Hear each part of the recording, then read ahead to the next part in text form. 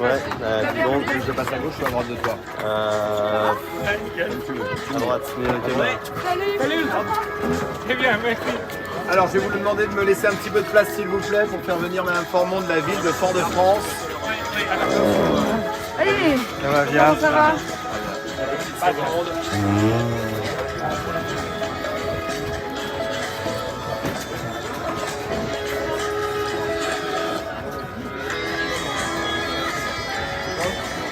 Recule pas, sinon scandale. Bravo, Antoine. Nickel. Oh la vache. Nickel. Voilà, on va attendre que Pablo sécurisent le bateau. Messieurs, Antoine Carpentier, Pablo Sanson de l'Arco, vous allez recevoir de la part de Mme Formont et au nom de la ville de Fort-de-France les fruits traditionnels pour vous rafraîchir. C'est le premier cadeau qu'on va vous offrir pour cette première place sur la classe 40 ici dans la Transat Jacques Vabre. Merci beaucoup. Ça va vous permettre de vous rafraîchir et puis j'invite Damien de Longueville, président de l'Arctique Transat, à vous remettre le champagne. Troisième victoire pour Antoine Carpentier. Le diamant sur le diamant. Bravo, super. Et la deuxième bouteille, comme vous êtes vainqueur, vous est remise par Caroline Caron, directrice générale de l'association Transat Jacques Vabre Normandie-Le Havre. Le champagne, messieurs, pour cette belle victoire dans la classe 40 de cette Transat Jacques Vabre Normandie-Le Havre en 2021.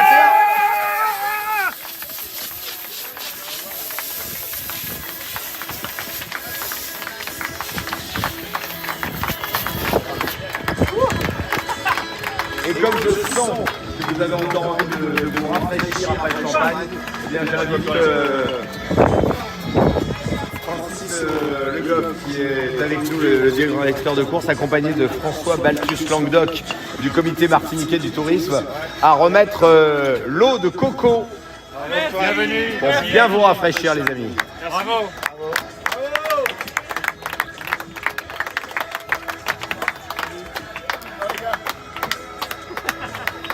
Et nous allons pouvoir, dans quelques instants, on va laisser les caméras se mettre en place pour pouvoir recueillir vos impressions ici au ponton d'honneur. Voilà, je vous laisse vous installer, les caméramans, le son. Merci de vous organiser pour que tout le monde ait sa place.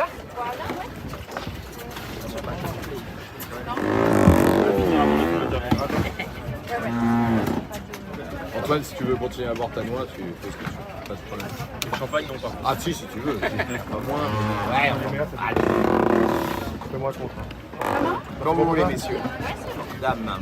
Mais quelle victoire, incroyable hein, cette transat. Incroyable, ouais, incroyable.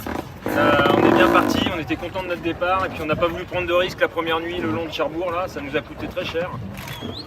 Et puis on a cravaché pour revenir dans le match.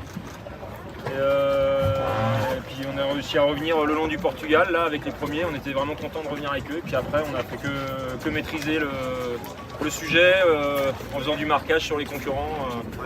Un coup on marquait Volvo, un coup on marquait les Suisses, un coup on marquait les Normands, un coup on marquait... on n'a pas arrêté de faire du marquage. C'était parfait, un Pablo. Pablo, comment tu l'as vécu de cette course? Parce qu'il y a eu tellement de changements de leader en 15-40, après t'es revenu, vous avez marqué face à tête. Oui, c'est génial quand tu batailles comme ça, c'est ça qu'on aime. Donc on est très content de finir première, mais c'était dur, mais à la fin c'est ça qu'on cherche. Donc très content. On a l'impression qu'il y avait quand même une grande maîtrise de votre part, mais vous nous envoyez pas mal de vidéos et merci d'ailleurs. On voyait que de temps en temps quand il y avait des doutes, ça revenait, tu vois, ça n'a pas été toujours simple. C'est ce que j'ai toujours dit, une victoire, il faut un peu de réussite. Donc sur la fin, on a continué à stresser jusqu'au diamant quasiment, hein, parce qu'on voyait les Suisses revenir très fort. On savait que ça revenait avec du vent par derrière et on se demandait jusqu'où ça allait revenir. Donc il y a toujours un élément qu'on ne maîtrise pas, c'est la météo. Et c'est sûr que pour avoir une victoire, il faut avoir un petit coup de pouce du destin, c'est-à-dire la bonne météo qui va bien. Ce qu'on a eu sur toute la Transat, parce que nos plans Manuard, les Mach 40.4, c'est des bateaux qui aiment bien quand la mer n'est pas trop formée. Comparé au Max 40, je pense à Crédimut, Project Ocean Plateau, la Boulangère, ils sont plusieurs à avoir le même type de bateau et en fait ils n'ont pas eu du tout des conditions qui les favorisaient, du coup ils ont eu du mal à s'en sortir. Et donc le petit coup de pouce du destin, je pense que c'est aussi ça, c'est qu'on a eu une météo pour nos bateaux, pour nos voiles aussi, parce qu'on avait travaillé les voiles pour ce type de vent. Tout s'est bien enchaîné. Alors j'ai envie de reprendre les mots de Gilles d'il y a 2 ans, c'était comme dans un livre. C'est pas très original, mais ça s'est bien passé, on a eu vraiment de la réussite sur cette course. Je m'étais équipé du meilleur, donc j'avais mis toutes les chances de mon côté aussi. Je suis très content d'avoir fait ça avec Pablo. Il y a de l'émotion, Pablo. Oui, c'est sûr, parce que Et avec Antoine, on se connaît depuis longtemps. Et on a beaucoup navigué l'un contre l'autre. Et quand il m'appelait pour faire la Transat l'année dernière, j'étais très content. Et ça finit bien. Donc c'est génial. Merci à Antoine, merci à Marine pour tout le support. Et maintenant, il faut penser pour les rompre pour lui.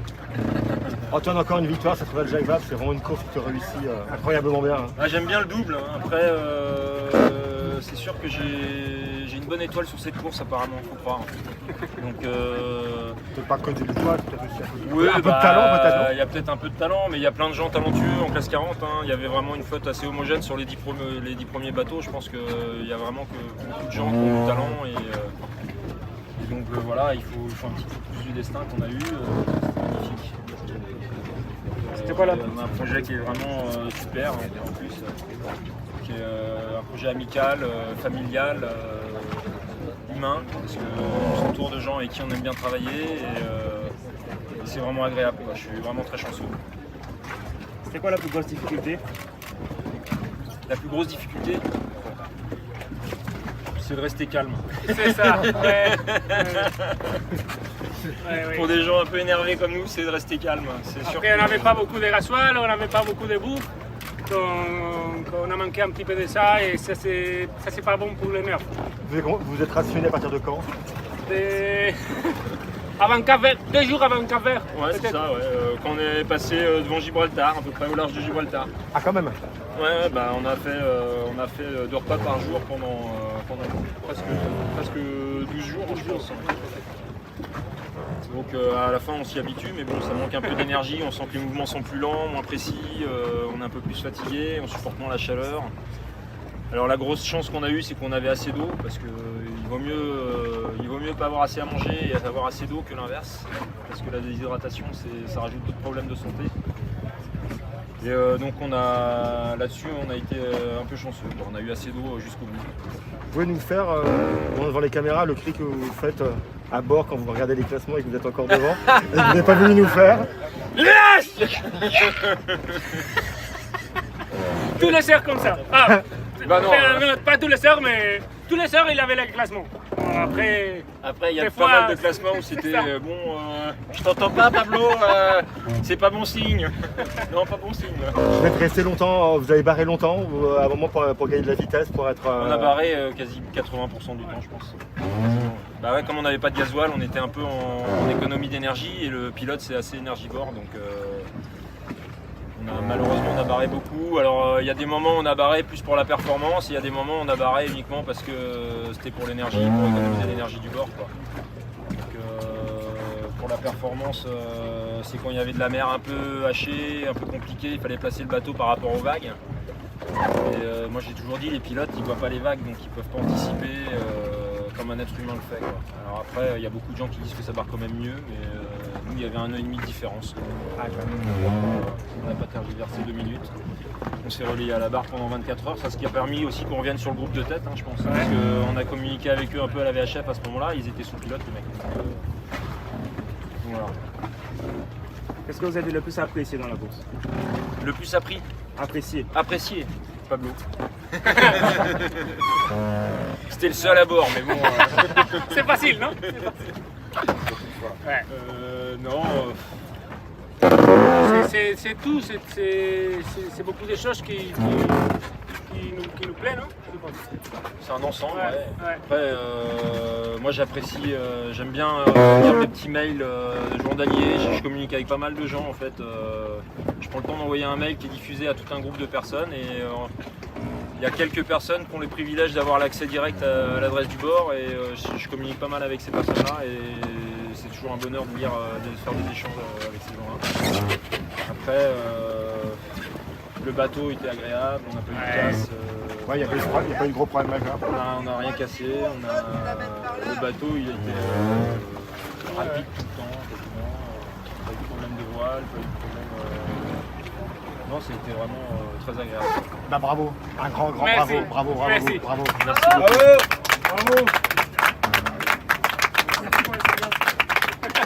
Bon, on en a plein. Pablo, peut-être une petite interview en espagnol pour les médias espagnols Si. avec... Mais moi aussi j'ai appris. Hein. Los dos. Non, je parle pas. Ah, Stefano qui parle très bien. Muchas gracias. Pues voilà. Ah, voilà. Bon, bah, je bois ta bouteille. Bravo, hein. Vraiment bravo.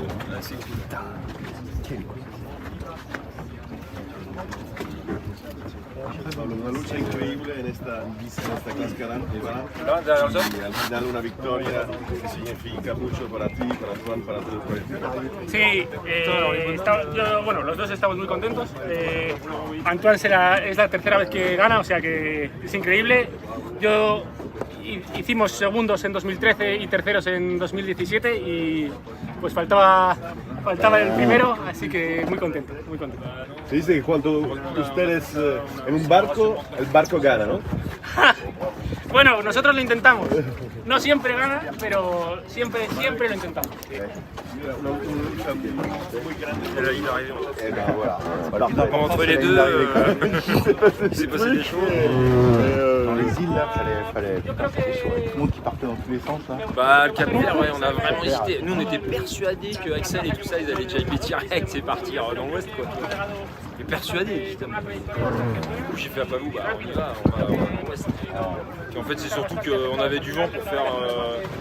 En bâbord à mur, on avait du vent pour faire du 220. Tu vois, et puis le temps de descendre sur les îles, il fallait faire du 180. Donc tu perdais tout ce latéral là, c'était du gâchis. Et du coup, on s'est dit, bah, on fait ça. Ils sont revenus de loin, eux, hein, parce qu'à un moment, Ah bah, tes gars, ils étaient dégoûtés. Donc j'ai communiqué avec eux en mail, mon gars. Al final ha sido muy duro. Cuando estás ahí navegando no es agradable, pero cuando llegas a tierra y has conseguido un resultado, disfrutas de ese momento pasado, duro. Entonces quizá los últimos 3 o 4 días que veíamos que la flota venían hacia nosotros, se acercaba a nosotros, ha sido muy duro a bordo, mucho estrés, pero ahora como que disfrutas esa dureza ahora. Para terminar, mirando a la cámara, un mensaje para la familia, para todos los aficionados en España de esta victoria. Pues me consta que habéis seguido la regata, que habéis estado pegados al tracker, así que muchas gracias. Me lo decían cuando me enviaban los mails, que en España lo ha seguido mucha gente, así que gracias a los amigos, a la familia, a Lucía, a mis padres, a todos. Muchas gracias. Enhorabuena, Pablo. Muchas gracias. Gracias. Bravo. Gracias. Pic. bravo.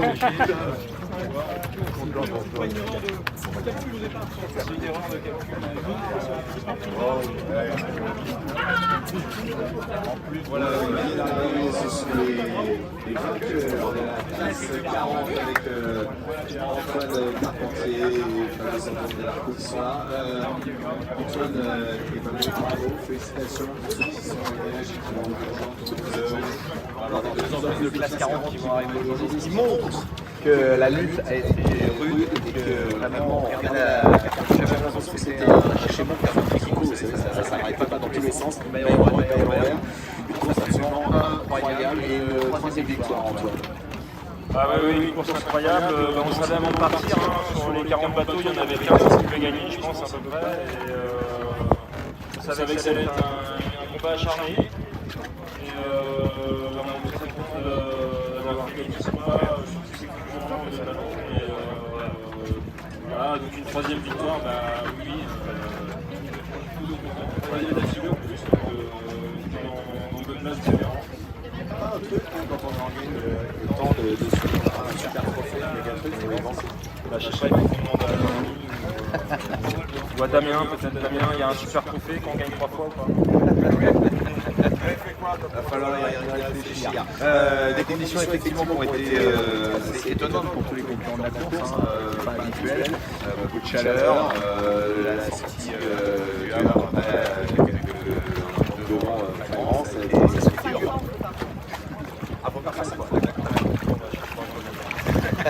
Donc ça n'a pas été évident cette position et d'ailleurs j'ai vu que humainement ça a dû être difficile. Vous avez dû peut-être rationner même les bras. Bah, au tout début non, parce que on pensait quand même, on savait que ça allait pas durer 2 jours. Hein. On a perdu une demi-journée en bédonnière à peu près, après on est rentré. Bah, c'est sûr que quand ça tourne chronométration, c'est un peu la roulette russe. D'ailleurs je crois que j'avais envoyé des mails à ce sujet, donc ça me cassait laisser les petits courir dans des conditions aussi légères. D'autant plus que nos fichiers lui donnaient une sortie d'un vol à l'est. On a bien placé à l'est avec Axel et en fait c'est parti par le sud-ouest. On a pris un plan au nord, on est sorti de là, on était 15 jours. Les débuts en tout cas, ils ont plus à l'est donc ils ont plus la foudre. Axel a limité un peu les dégâts lui, mais c'est toujours un peu énervant quand on court dans des conditions comme ça, légères, et puis que les fichiers sont complètement c'est un peu dans la chance. Mais au final, ça a changé et voilà maintenant, ici à Fort-de-France, on est heureux de vous accueillir. Pablo, moi qui ne pratique pas la voile à haut niveau, moi j'ai compris une chose, il faut d'avoir un coéquipier pour être sûr d'être sur le podium. Moi, j'ai beaucoup de choses que je navigue avec c'est peut-être moi qui... C'est les autres aussi. C'est ça, mais merci à toi, merci à David, et c'était génial. Avec Antoine, ça s'est effectivement bien déroulé, ça fait quelques temps que vous aviez été joué, et ce duo, ça performe bien. Oui, Antoine, il a beaucoup d'expérience, il a beaucoup compris, et donc c'était génial. J'ai parti demain. Ah, je partirais pour le laisser. Non, tu repartirais. Oui, c'est ça, pardon. Voilà, faut pas se tromper. J'ai cru, il a regardé, il s'est dit, il veut souffrir. Non, il veut rester. Félicitations encore, bravo pour cette victoire sur la classe 40 avec les bateaux Redman, Antoine Carpentier, Pablo Santos del Arco. On va vous retrouver bien évidemment avec les podiums. Et puis, on va laisser le bateau se positionner près du ponton d'honneur pour qu'on puisse admirer ce bateau encore quelques temps ici. Merci messieurs. Merci. On vous laisse remonter et on vous attend pour le petit déjeuner qui va être servi dans quelques minutes. Merci. On arrive. Voilà, je vous laisse vous installer. Antoine, vous nous partagez tous les deux.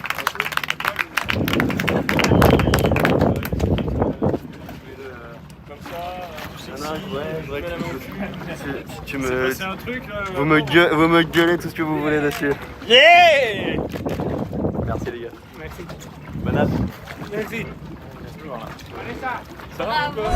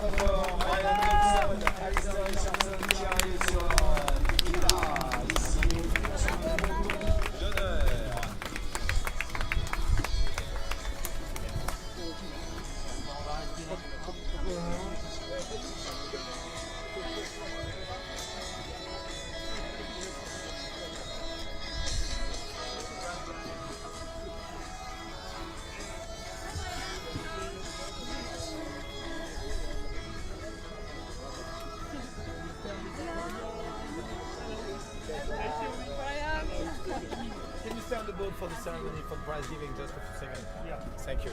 Can you speak English? I try to do it. Just for 2 minutes. Oh yeah, that is kind of